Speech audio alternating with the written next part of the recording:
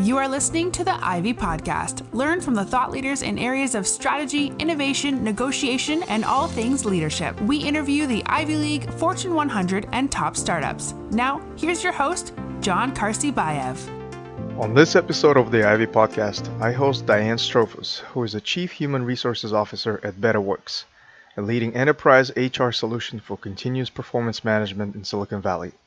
We covered a range of topics from the role of CHROs on executive boards to leveraging of AI and RPA in human resources. We hope you enjoyed this episode and let us know your thoughts.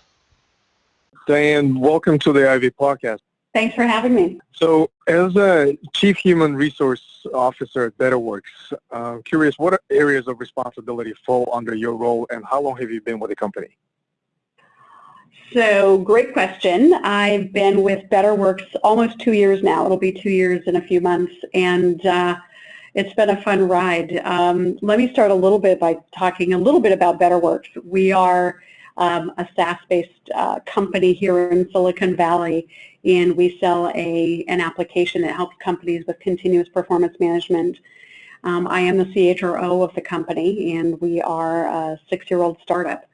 So my role is kind of an interesting one in that I cover both leading HR as well as I get to work with customers and work with our product group and speak at conferences and folks like yourself influencing in the direction of continuous performance management. So it's kind of a fun job. It sounds very exciting. In 6-year-old startup, I find myself in a very similar situation working for a 10-year-old startup. So I can relate to excitement and the challenges you're probably dealing with. Exactly. What business problem is BetterWorks solving through its products and services? So, it's interesting because over the last decade or so, businesses have dramatically shifted and changed. And so companies are finding that they need new and different ways to not only engage their population, but engage their population to drive business results. And our company does just that. So, for example, we actually sell an application and services that help companies navigate through goal setting and driving frequent lightweight conversations throughout their employee population to help them drive business results and engage their population. So we kind of find ourselves at this interesting pivot point where, it's one of few HR processes, the continuous performance management is one of few HR processes that actually can drive engagement and business results all at the same time. So we help companies do that. And it's an interesting problem that companies are having because the pace of business has changed so dramatically and our workforce has changed so dramatically over the last decade that companies are really struggling with, shifting to new business models and new innovative ways to drive business results through their employee population. So it's an interesting time to be in this space.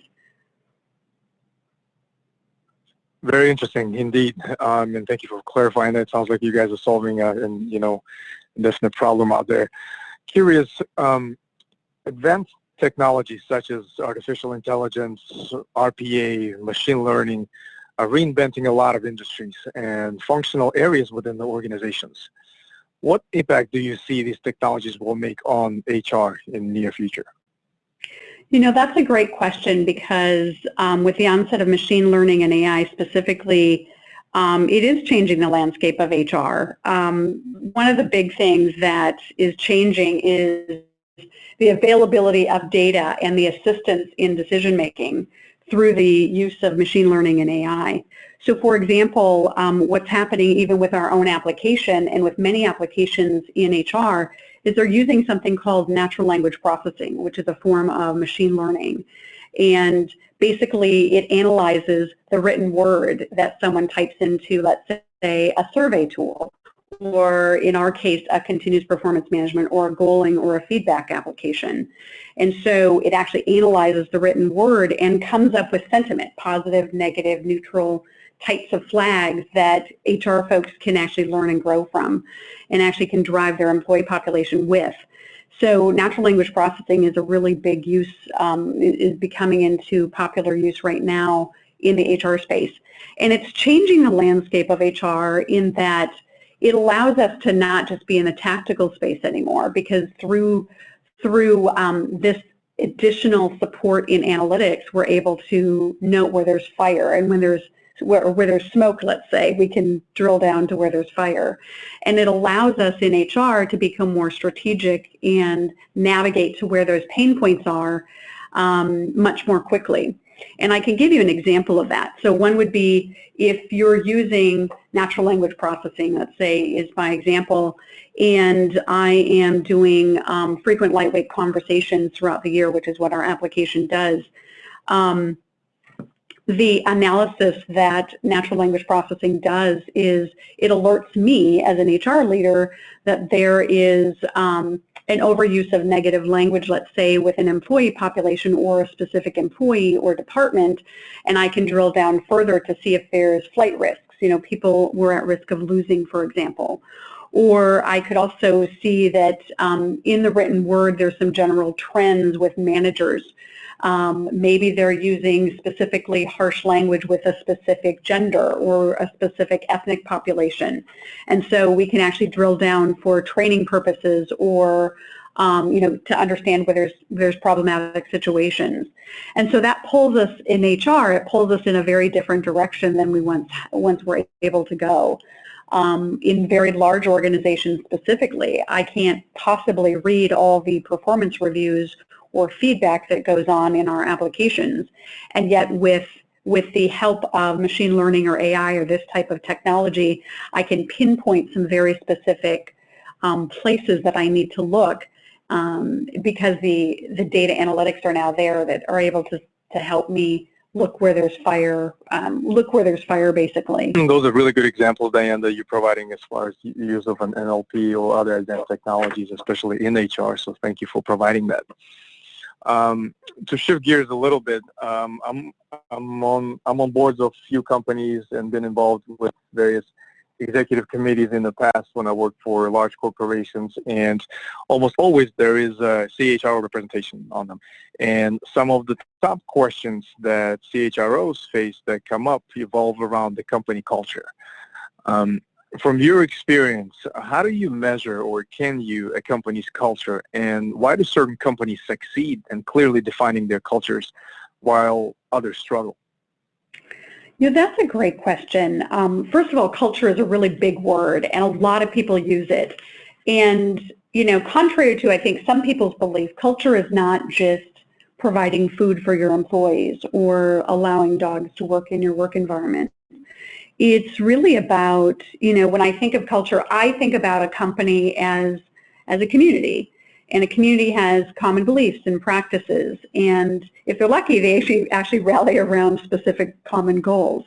And so when I think of a culture, I think about that community, and what binds cultures together or communities together would be their value system. Our own company, for example, our values are people, passion, customers, and accomplishment.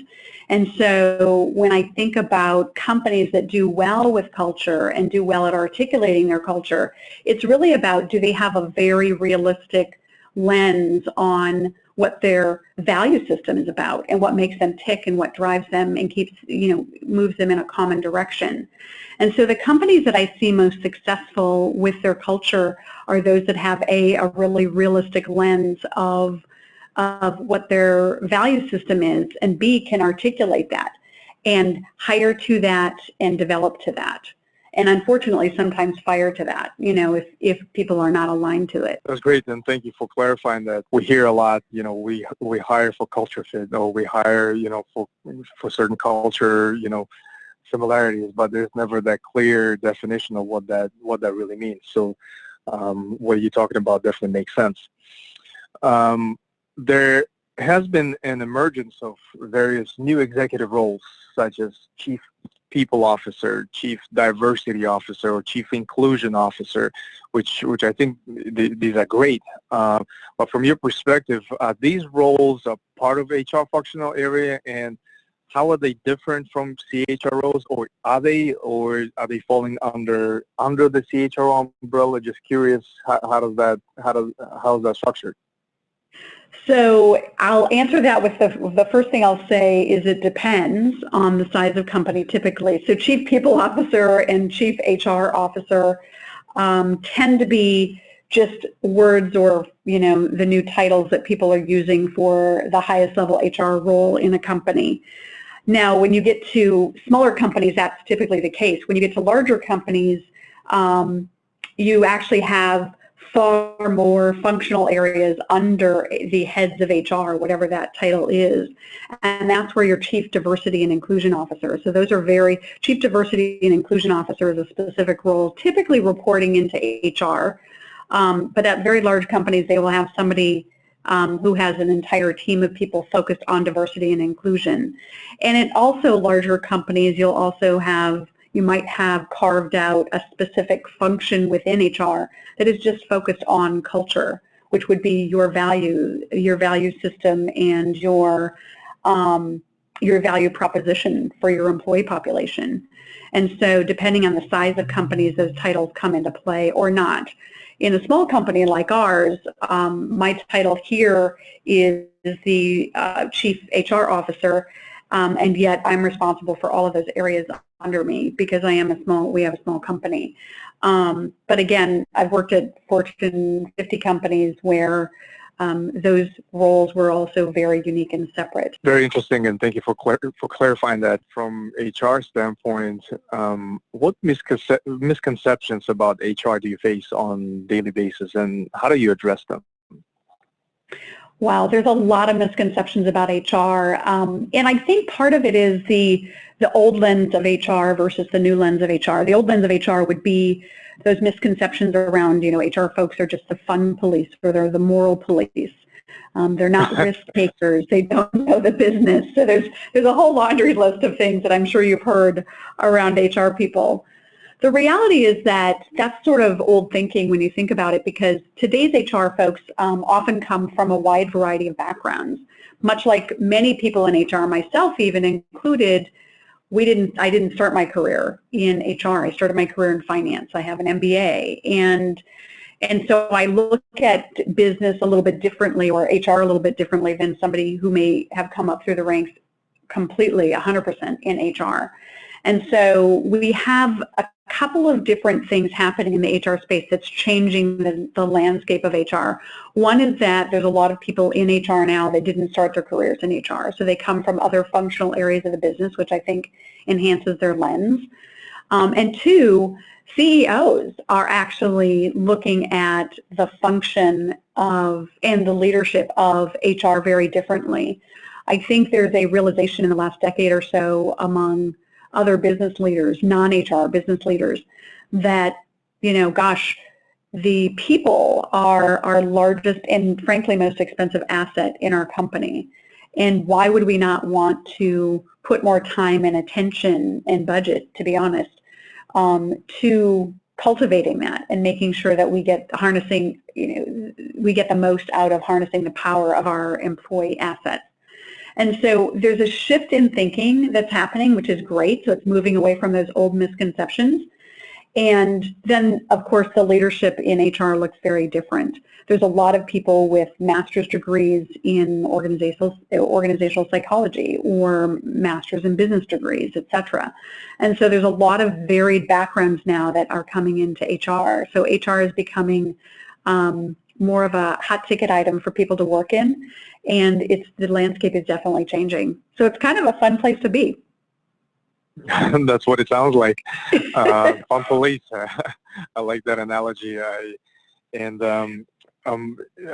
relate to that, what you're talking about, because us at ProSource, even though we're an IT company, a lot of the divisions within the organizations, we cater to HR. We partner closely with HR divisions of big companies, from whether that's IT executive search, IT staffing, or even corporate training.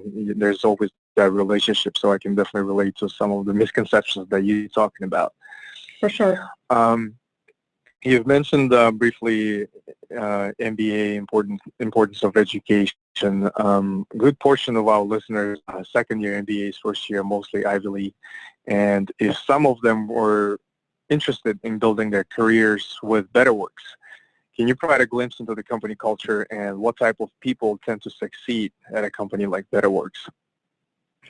Well, so I mentioned earlier that our value system at BetterWorks is people, passion, customers, and accomplishment. We are a 6-year-old startup, so we're still a small company, and yet there's a lot of shifts and changes happening in the HR application space or the HR software space.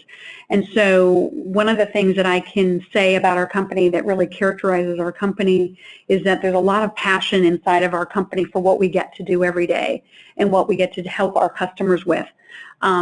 We are in a situation as a company where our customers are not coming to us because they want to rip and replace their old annual review process or their old OKR or goaling methodology.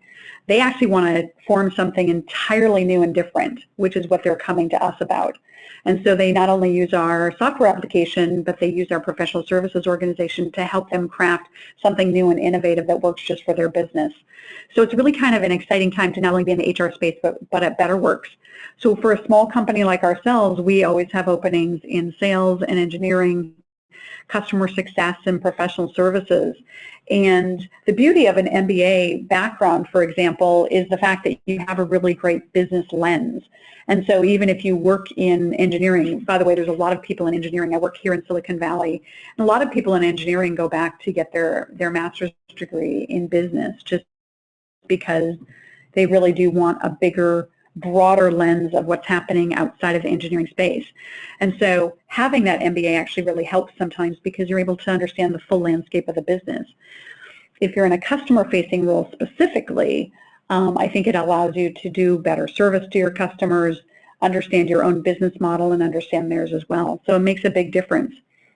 Another word about our own culture is that, we are a startup, and startups have there's a lot of benefits in startups. For those of us who have worked at very large and very small companies, we know that we often shifted to small companies after working for large companies because bigger companies sometimes feel bogged down with process and too much bureaucracy, and it's hard to get decisions made. Often people say that when we've worked in bigger companies.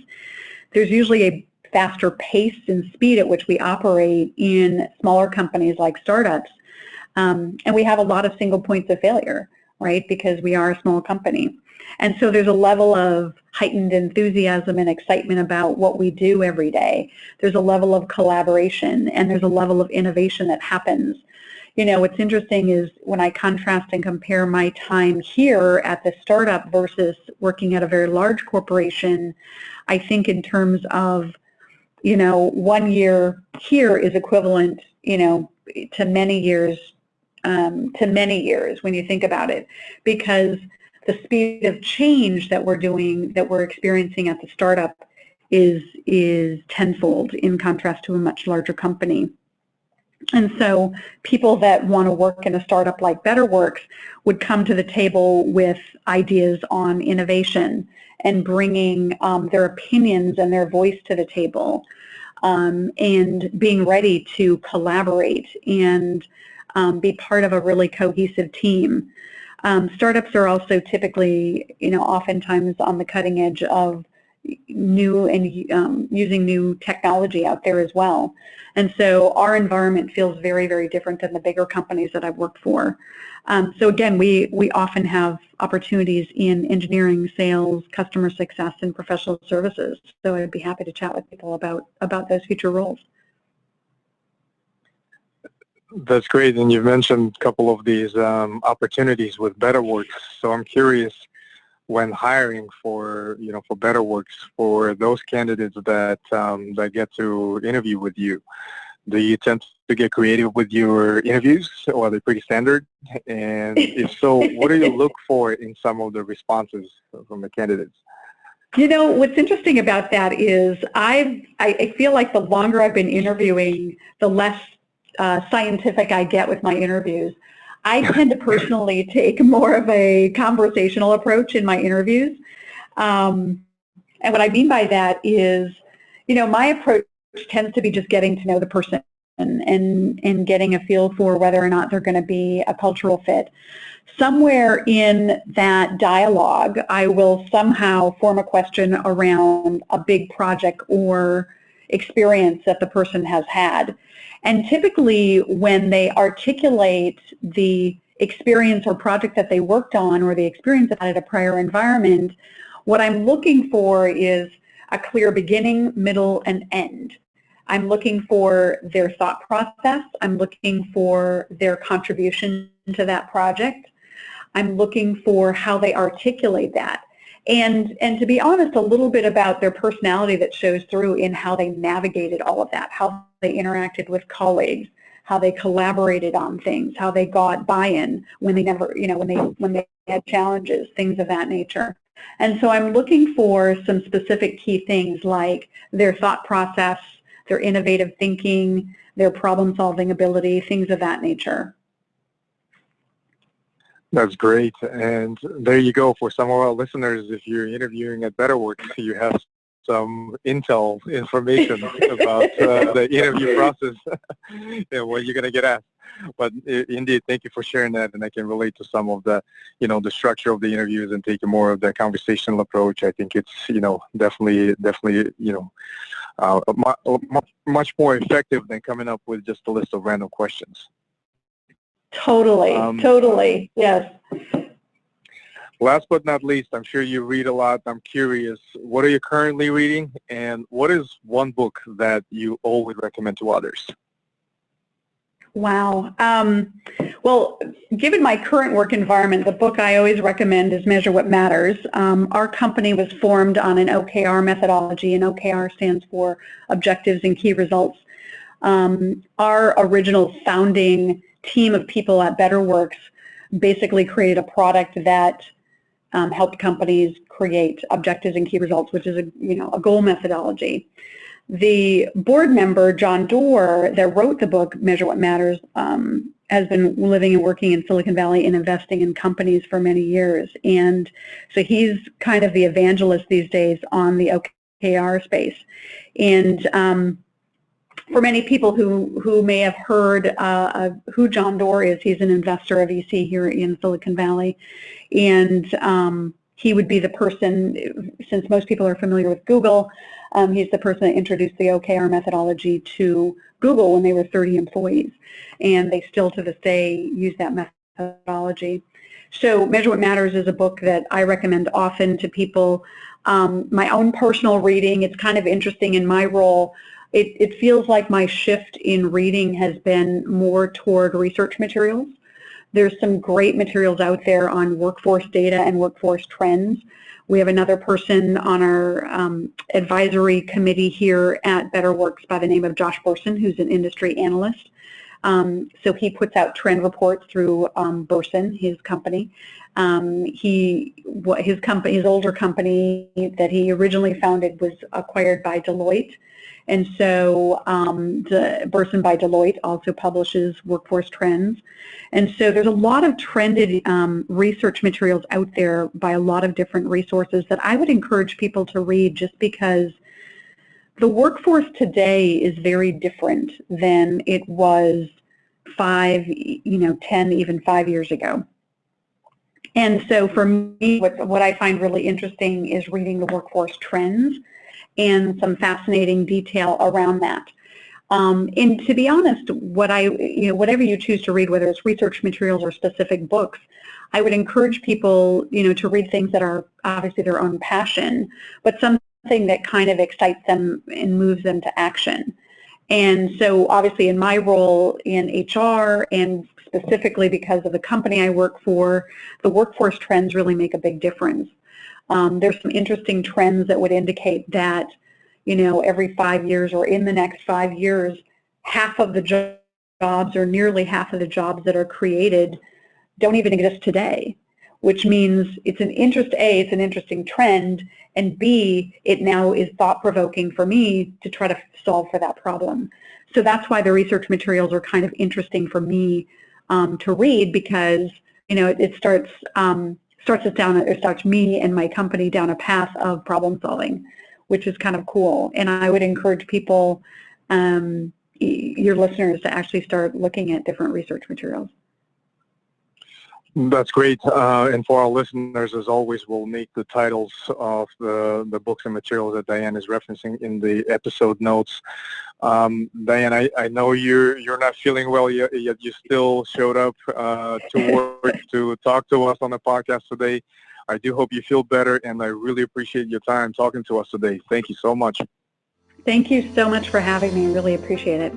Thank you for listening to the Ivy Podcast. Be sure to subscribe to our RSS feed on ivypodcast.com and all major podcasting platforms like Spotify and iTunes. As always, if you enjoyed this podcast, please give us a rating on iTunes.